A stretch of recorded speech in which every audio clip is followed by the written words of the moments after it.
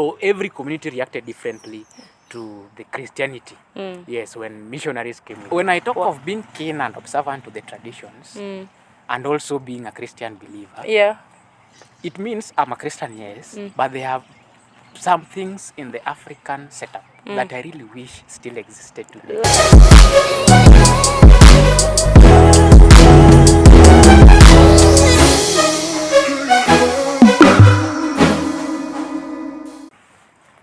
Hello guys, I hope you are good and the Lord has kept you. Once again, welcome back to Life Plus Show, and as usual our main focus is to bring for you guests that will give you some views that will change your mentality and your perspective of seeing things. And right about now we already have our guest. I can just give him the opportunity to introduce himself so that we can know whom we have here today. So karibu sana. Asante. My name is Vincent Olengo. Many people also call me Kwach. I'm a believer in the Christian faith and also a very good and keen observant, and with much respect to African culture, traditions and beliefs. Wow, guys. So this is the guest we are having today. He's Vincent, and as he has said, he's a very keen observant. And through that, we are going to discuss some things concerning African culture, tradition, and Christianity. So, Vincent, thank you so much for accepting to come to Life Plus Show, and we are expecting to hear your point of view. So, maybe just to start off, when I speak of African culture and tradition, what comes into your mind?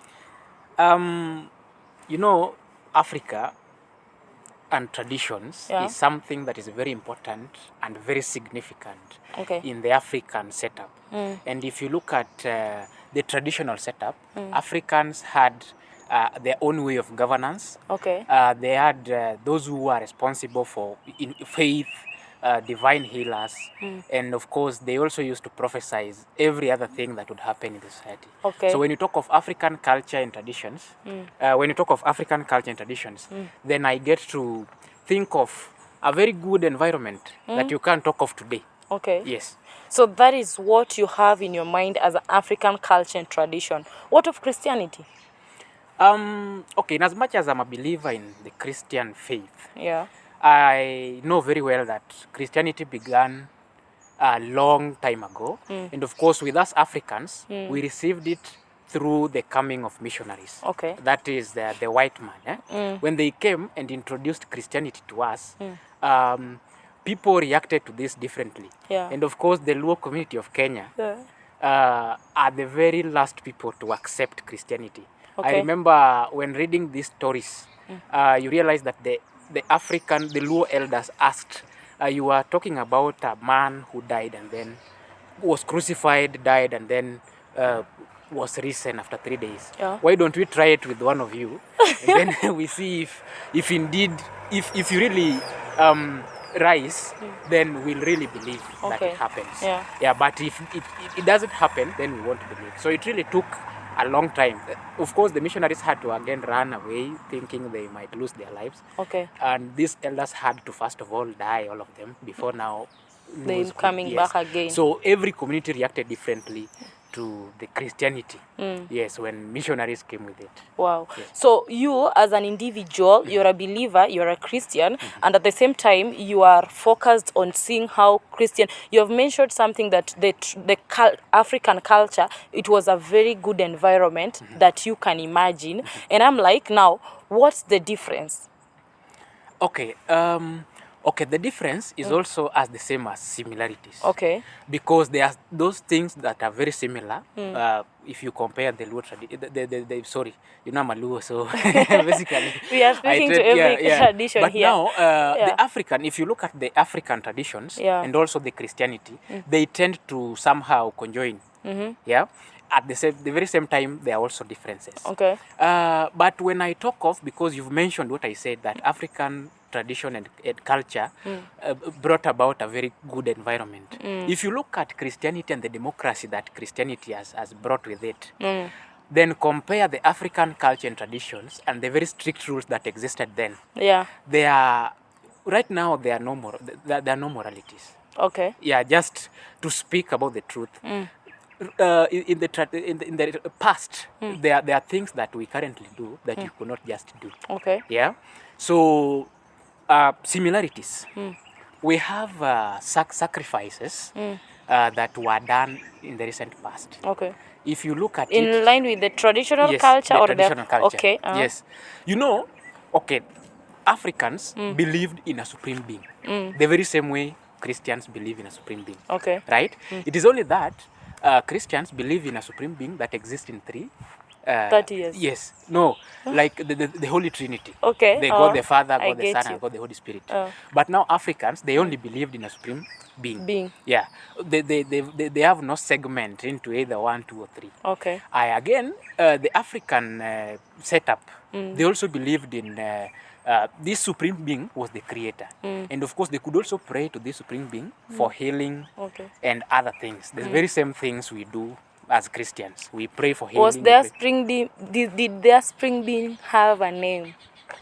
Every community have a name for their supreme being. Okay. Yes, across Africa. Of course, in Kenya, we have like the Agikuyu who refer to their supreme being as Mumbi.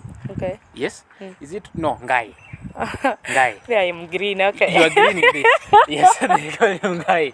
And then, of course, now Luos, they call him Nyasai. Okay. We have every community across Africa. They had their own name. They had their own way of referring to their supreme being. Okay. Yes. Then with now Christians, we refer to him as God.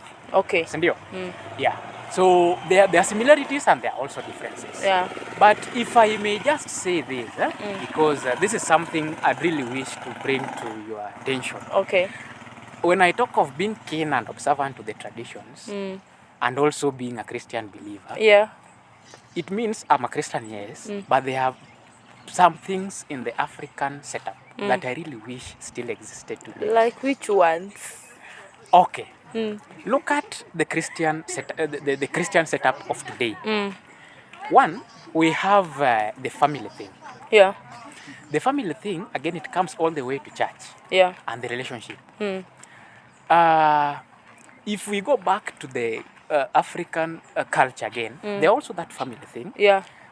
They used to go to shrines. The very same thing.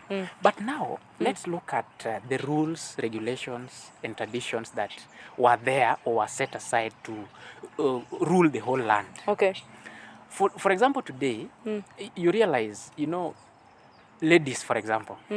Let me talk of ladies, for example. Yeah. I know when I talk of that, because you said you agreed, maybe you might be in a position kujitetea as a lady. Okay. Ladies, for example, if you look at the traditional setup, marriage was a very key thing. And for a lady to get married, that lady must be virgin. Okay. For example, right? And so if you're not virgin, you don't get married. In fact, if you could lose your virginity before you were married, then you were either stoned to death or you were given free to an old man. Okay. To marry you, somebody who is every culture. Yes, who already has a family. So you were either given for free, or some cultures or some communities could even stone you to death, or you were sent away from the community because you are like a disgrace to that community. But if you look at today's setup, it's a free world. It's a free world. I don't know if I can comment on that, but anyway, it's okay. Yeah, it's a free world. And as much as we say we believe in this, you know, with Christians, there is no must. How sure are you? With Christianity, you know, when you talk of a must, then it means there are repercussions. There's no option, okay. Yes? So there's no option. If you do this, then this is what will happen. But now with Christians, we say, okay, you must do this, but we wait for the wrath of God. Okay. You see? But now with the African traditions, you do the contrary. Your judgment or the punishment is just Don't you right think there. that was so cruel? But now with the cruelty, in as much as we can think it was cruel, it is so important because there was morality.